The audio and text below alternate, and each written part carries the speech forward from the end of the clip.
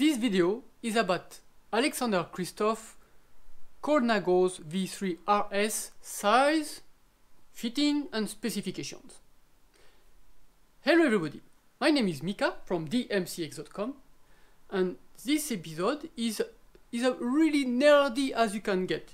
I'm not gonna show any videos of the bike, pictures of the bike, of the rider riding his bike or whatever. This is just a talk, technical talk, so treat it as like if we were like educated people sitting in a cafe and talking together about the most important things of the world, bicycles. So if it is what you were coming for, you are very welcome, and if it was not, I don't want to waste your time. I want you to be still happy all the day, and please find what you need to find, basically. Right, I am recording this video on October 2020. I mentioned this because of the fact I'm going to use in the video, so to help people relate about what I'm talking about. Alexander Kristoff is one of the most powerful and fastest sprinter in the world. He used to be more, how can I say, in the headlines of the race results in the 2014-2015 area. He used to win a lot of sprints, finish on like the Grand Tours and on daily stage, on one-day races. So nowadays he's been more quieter. Well, obviously he got maybe older and more rich, so maybe he needs less money to... I'm joking. So he's a very fast sprinter and very powerful rider. If you look at him when he's riding his bike these days, he looks like very powerful, not only from the legs but also the upper body. He's full of muscles, basically. So very fast and powerful rider. Okay, so Alexander is racing for the team UAE, the Emirates, United Arab of Emirates team, and the team is sponsored by Colnago. So obviously Alexander is also racing on the Colnago bike. It is a V3 RS, and is actually, at the time of recording, it is the disc version. Why I'm saying this is because at the beginning of the year, well, let me recap a little bit more. Actually, the whole team got the Colnago V3 RS at the end of the year 2019. And at that time, if you look at some footage, pictures of a race about that time, you would see Alexander racing on a rim brake version. And nowadays, since the period where everybody was locked down, after that period, you look at the race and then you see the sprinters of the team, including Alexander Kristoff, racing on the disc brake version. And I will develop the fact of why some are racing on disc and some are racing on rim brakes within the same team. But first, let's go through the sizing of the bike of Alexander Kristoff, because that was the main purpose of this video actually. Right, so Alexander is 1.81 m tall, and his weight, let me check because I'm not good at memorizing numbers and I don't want to get into troubles. He's 1.81 m and he weighed 78 kilograms. This is a guy full of muscles, very powerful guy, very strong. So as I said, he's a sprinter, very powerful and also quite fast, relatively fast as a time trialist. So it means he's got very much power in the legs, and the frame need to absorb, to transfer that power into the rear wheel to get fast. And this is where it got interesting. It is because Colnago released that new bike last year, in 2019, which was the V3 RS, which is supposed to be the do-it-all bike, basically. It's going to be good for the sprinters and it's going to be good for the climbers. And at the time of recording this video, the teammate named Tadej Pogačar did win the Tour de France with the same frame, a rim brakes. So it does validate the quality of the frame somehow, right, if you win the Tour de France. Okay, Alexander is racing on the size 54, it's not 54 centimeters, it is a size 54 centimeters Colnago sizing. And sometimes people will say, whoa, what's going on? Like a guy of 1.81 m racing on the size 54. Well, yes, it's true, but it is a Colnago size. And Colnago is, obviously, it is an Italian brand. And in Europe, we used to measure the size of the frames measuring the length of the seat tube. And here, the frame is a sloping type of frame, which means the top tube is going down as you go backward. So it's not a horizontal flat line, it's going down, right? I'm referring to the top tube. So, and then what happens is that the seat tube is also shorter.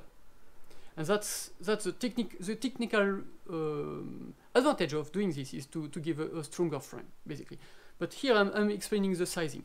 So because the seat tube is shorter, and the Italian brand of Colnago, they still measure the frame from the center of the bottom bracket to the top of the seat tube. And because it is shorter, so now it's called a 54 Colnago size. But in reality, if you look at the frame geometry, it corresponds to size 56 approximately. So I would say a 56 centimeter frame, but called a 54 Colnago, and whatever you want to call it, if it's a M size or L size or whatever the standard. Basically, it is a 565 top tube length frame and a 54 centimeters seat tube length. But if you would trace a line like a horizontal line, straight line, you will get a 56 square one. I mean, top tube 565 and seat tube 560, roughly. So I hope this is making some sense. If not, please send me a message and I will try to explain better if I'm able to do it better than that. Okay, so okay, I'm keeping on the frame. The frame is, as I said, is 565 millimeters top tube. The head tube length is 168 millimeters. The chain stay is pretty much standard nowadays among all the brands, most of the brands of the UCI World Tour. It is 410 millimeters chain stay, and it is a 72 millimeters minus 72 millimeters BB drop. The head angle of the frame is 73.1 degrees, and the seat tube angle, is 72.5 degrees. I think I've been through everything regarding the geometry. Now, the specific of Alexander, the saddle is set at 787 millimeters height, and this is measured from the center of the bottom bracket to the top of the saddle. And then the saddle distance, the distance between the front of the saddle to the handlebar grip, the reach of the handlebar, it is 601 millimeters, well, to be precise. And this is equipped with a 130 millimeters stem and a 420 millimeters handlebar width. And the difference between the handlebar height the drop between the saddle and the handlebar is 130 millimeters, which means it is a sprinter setup. It is very, very low. You have to, like, despite being very full of muscles, to be fully like a very strong and powerful body, still be able to bend that much on the Tour de France, basically, right? Like racing 200 Ks or almost 200 Ks every day on the Tour de France, to be bent like this. It's like, well, you're still he's still young at heart, and the body is still very soft, like a young man. So that's the specific of the bike setup. After that, of course, the team is sponsored by Campagnolo, so you can expect to have the full Campagnolo Super Record 12-speed EPS disc brake, hydraulic disc brake. So it is 12-speed electronic shifting and hydraulic disc brake on Alexander Kristoff bikes. And this is where I should maybe make a point of explaining why he's on disc brake while the rest of his team on the Tour de France, for example, the rest of the team is on rim brakes, and then we got only him racing on disc brake at the Tour de France. Well, there are few reasons, but the main reason is because for a very powerful sprinter, when you're sprinting very strong, very hard at the end to reach the finish line first, the full power on the pedals. What's happened is on the sprint, there's so much pressure, lateral pressure on the rims, so sometimes they come to touch the brake pads, and that does create some friction, obviously, right? So you lose some power, and when you want to win, you do whatever it's possible technically to avoid any power loss of power, and to waste any power and watts, basically. So with a disc brake, you don't have the problem of the rim touching the brake pad, and you don't need to adjust the brakes like wider to allow for the rim to move laterally, right? So to avoid the rim to touch the brake pads, when you have disc brake, you don't really care much if the rim is bending 3-4 millimeters or 5 millimeters in the extreme, right? Even though if it's like very strong rims, like a high rim profile, even though they do bend if you stand on laterally on it. So that's the story. Rim brakes are really good for climbing and it's more reliable, but for sprinting, sprinters tend to prefer to have disc brake because it does not affect in the most optimum time of sprinting. Basically, it does not touch the rim, the brake pads. Whew, I did it. And by the way, the team UAE is racing on the Campagnolo group set and Campagnolo wheels, and obviously they have access to the full range of Campagnolo wheels, so you can expect them to have different rim heights depending of the rate of the race profile. And maybe I should mention that actually they are racing on tubeless and tubular, depending of the race profile and depending of the rider. If that day they have to, if it's a sprinter finish, then it's probably gonna be on tubular, more efficient. Yeah. And the tubulars or tubeless are provided by Vitolia, and most of the time they are racing on the Vitolia Corsa Grafen. And I think I've been through everything. Maybe I should mention actually the crank length. The crank length of Alexander Kristoff is 1 meter. Is 172. It is 175 millimeters, and it is interesting here because Alexander is actually 1.81 meters tall, and around this height of rider you find a divide. Some riders are on 172.5 and others are on 175. So here the line is blurry.